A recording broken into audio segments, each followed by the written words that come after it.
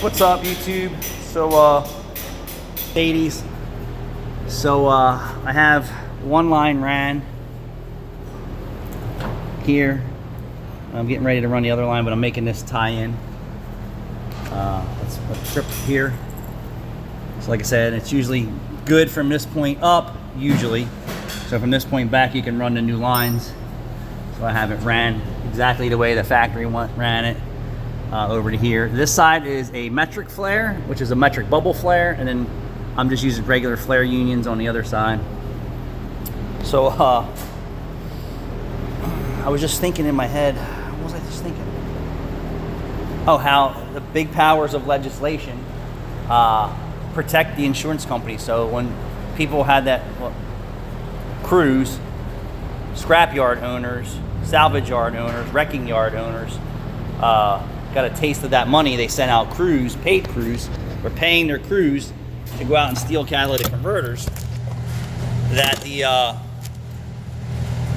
legislation stepped in, right? So the insurance companies were like, oh my God, we're bleeding profits, we're losing money hand over fist.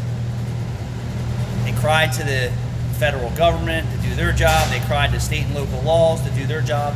Bring in the Taurus in 2-bay, bring in Caliber Collision in 3-bay. And after a year and a half of catalytic converter thefts or something like that, of heavy catalytic converter thefts, they put the Sting, FBI Sting and ATF, alcohol, is it firearms? Yeah, because I'm sure they had guns.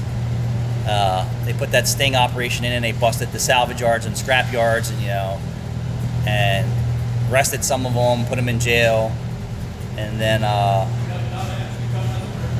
Mercury in 2-bay and Caliber in 3.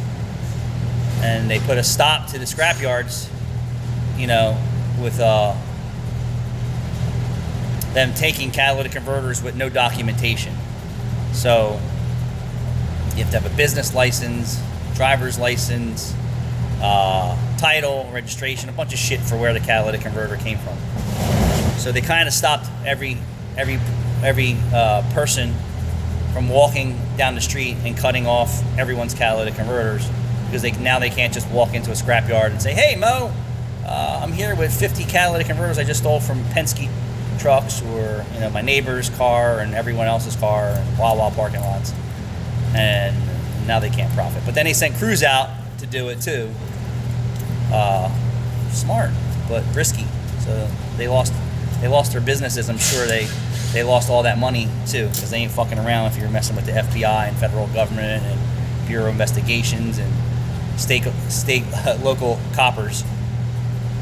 But how fast did they react to that shit? How fast did they react to fentanyl and the crack epidemic? Nope. Take a ride down in Kensington. Dope heads everywhere, needles everywhere, crack vials everywhere, people sleeping on the streets, living on the streets. They did fucking nothing for that, right? You don't want to see that shit going on in your neighborhood, do you? Stealing from Wawa, stealing from Home Depot and all that stuff. Like, oh my God, don't stop them from stealing. So just keep breeding. They did nothing for that, right? And if they did, they didn't do anything about it. Yep, I stole from there. Are you ever going to do it again? No, Judge. Okay, slap on the wrist and see you later. And what are they doing? They're out there doing it again. So, how fast they reacted to that, but then for all the other common shit that's going on in the world, they do nothing about it. And that's what pisses me off. Because it financially impacts everyone, right? Inflation, small business owners, big business. We all feel the effects of, a lawless system. But it just blows my mind how fast they do that.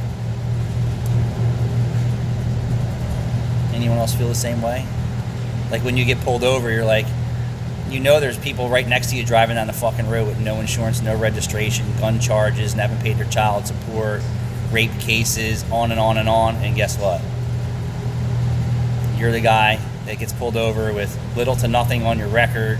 You don't drink, you don't smoke weed, all your shit's legit, and then you get this fucking speeding ticket, and then you know what I'm talking about.